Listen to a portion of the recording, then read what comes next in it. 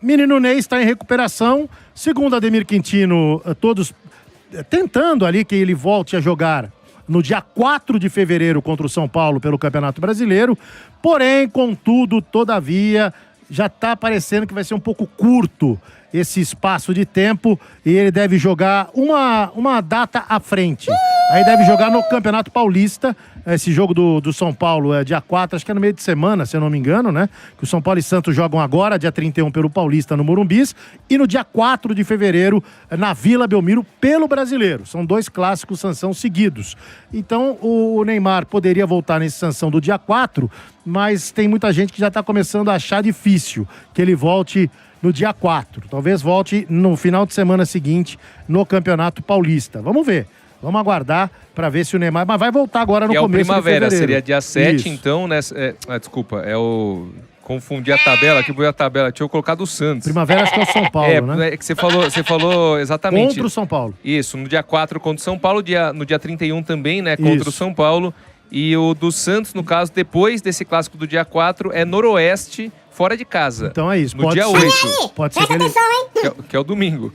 Pode ser que ele volte aí. Diga, Costa. E o Santos vai mais uma vez para Neymar dependência. Isso é óbvio. Quem assistiu o jogo viu. O Santos é um time que não consegue criar, não consegue levar perigo ao adversário. É um time parado em campo. E isso me surpreende muito. Aí tem que começar a dar razão pro Ademir Quintino com o foi foda, né? Quando ele grita aqui, foi foda! Porque o Santos não tem alternativas, cara. E o Santos tem bons valores. Foda! O Santos tem bons valores. O Santos agora trouxe o Gabriel Menino, tem o Mike e o Zé Rafael, que foram 3 jogadores históricos aí no Palmeiras. Não estão na melhor, né, da qualidade física aí, da performance física, mas podem entregar, tem qualidade técnica. Tem o Gabriel Barbosa, o Gabigol lá na frente. Tem jogadores interessantes, mas não consegue performar. É um catado dentro de campo. É duro, dá sono ver o jogo do Santos. Foi mais um jogo sem apresentar futebol algum e na esperança de que o Neymar volte. Então nós vamos ficar aqui, já bate um ano isso.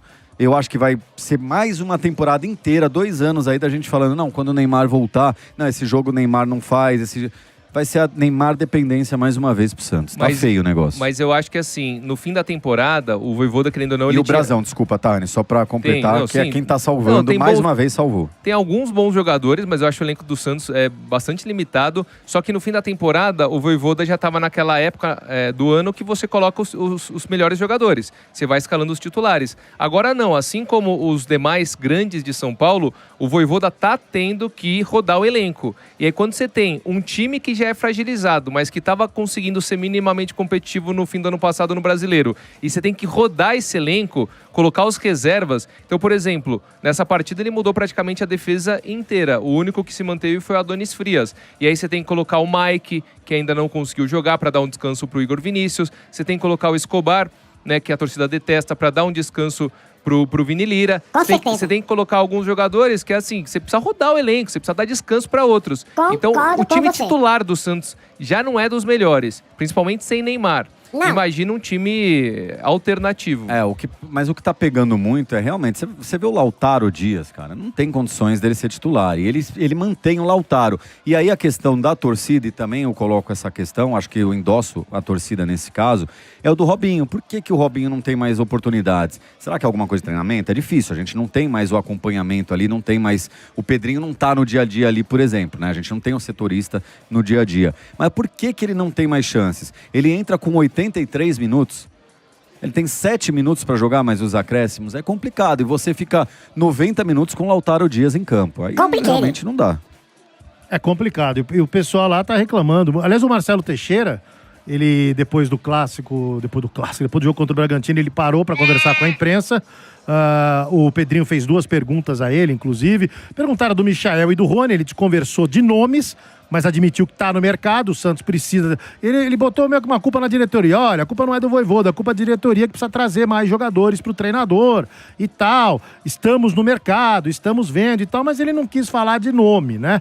E o Pedrinho perguntou para ele, mas o Voivoda tá ameaçado, tá pressionado? Aí o Marcelo Teixeira falou, não, que isso, da minha parte não tem absolutamente nada, não está pressionado. Repito, o problema é com a diretoria que tem que trazer mais reforços para o treinador, para que ele possa botar o time mais competitivo em campo. Não trouxe, por exemplo, a torcida reclamava muito do Guilherme, mas ele era o único jogador do elenco com aquela característica de ser um jogador ponta, de mais velocidade, que tem um 1x1. Aí beleza, o Guilherme não dá mais, não sei o quê, ele foi lá e pediu pra sair porque não aguentava mais ser cornetado pelo torcedor, e aí você trouxe quem pro lugar dele? Absolutamente ninguém.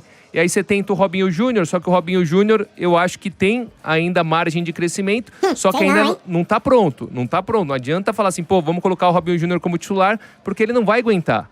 Ele ainda não tem a capacidade física suficiente, tem que evoluir ainda, ganhar um pouco mais de experiência. Tá, então você tem o Robinho Júnior, aí você vai pôr o Miguelito. O Miguelito foi o jogador que atuou por ali, entendeu? Beleza, ali jogou um pouquinho e tal, não fede nem cheira, digamos assim, a atuação dele, mas é o Miguelito. Aí você não vai pôr, aí você põe o Lautaro, porque não tem outro. Aí qual que é o depois do Miguelito? Não tem. Então põe o Lautaro joga... Aí tem o Cabadeiro, que o Quintino tem arrepios. Aí o Cabadeiro, que se queimou, não tá sendo relacionado. Não tem quem? O Bilal. Então, esse nem relacionado. Esse aí a gente discutiu ontem na transmissão do Santos. É uma aberração feita, acho que foi pelo seu Alexandre Matos. Como é que você traz um jogador ganhando 750 pau, segundo eles informaram lá na nossa equipe santista, sendo que ele ganhava 250 mil, transformando em reais. Ele ganhava 250 mil reais na Europa, aí ele vem pra cá ganhando mais que o dobro. E nem relacionado é. Se não é relacionado, é porque o Vojvoda tá vendo o cara nos treinamentos e fala, cara, não dá pra relacionar esse cara que não vai me agregar nada. Mas você sabe que do bate-boca do Alexandre Matos com o jornalista lá, com o Wagner Frederico, era muito também em cima, é que ele não deixava o Matos falar. Mas só que uma das perguntas era a questão do Bilal. Por que ele veio? A questão do Bilal que não tá funcionando no time do Santos. Ele inclusive pediu ajuda pra doutora Rose Vilela. Por que ele chegou, não performa, não joga e ganha 1 milhão? Por que da contratação? Então, era uma das indagações feitas pelo Wagner Frederico naquele bate-boca lá com o Alexandre Matos. E quando a gente fala de vender o jogador muito barato e praticamente se livrar, e o Rani foi muito feliz nisso, porque praticamente o Guilherme vai com por 11 milhões de reais. Então, para você trazer o Rony para 29 milhões de reais, então você precisa também, mesmo que o ativo, mesmo que o jogador do clube esteja insatisfeito, você precisa também vender com um montante aí muito maior. Porque depois você sabe que vai estar inflacionado o mercado, vai ser difícil você contratar uma peça de reposição, porque com 11 milhões você não contrata ninguém hoje. Com certeza. A não ser que você faça uma modalidade de empréstimo, mas se você tiver que fazer uma compra em definitivo, 29 milhões no Rony e você praticamente deu o Guilherme por 11 milhões de reais. Muito bem. O Juan Pablo Vojvoda, depois do jogo, ele disse que o Santos necessita, obviamente, de ajustes para poder ter mais intensidade e criar chances claras de gol, mas ele exaltou o primeiro tempo da equipe. O Vojvoda gostou do primeiro tempo do Santos. Vamos ouvir o Vojvoda. Foi foda! Eu concordo que hoje tivemos uma boa primeira parte em quanto a la tática de pressão de Ochimi. Ochimi foi intenso, roubou bolas no campo adversário.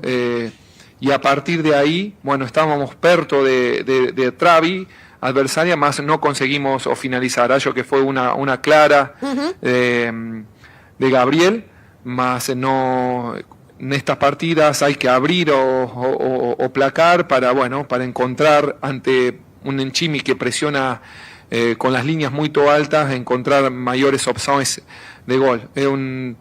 Hay que trabajar en eso, ¿sí? Más el segundo tiempo yo imaginaba también una partida o similar a primero tiempo, con mucha presión, más o fue un poco diferente. Y es verdad, no conseguimos o capitalizar opciones, más opciones. Tuvimos muchas pocas chances de gol y es algo que tenemos que rever, corregir, mejorar, ¿sí? Y analizar entre todos, porque precisamos... para ganar juegos precisamos crear chances de gol como creábamos año pasado, ¿sí? Y encontrar esa efectividad. Con pocas opciones de gol tenemos que ser muy efectivos y hoy no conseguimos serlo.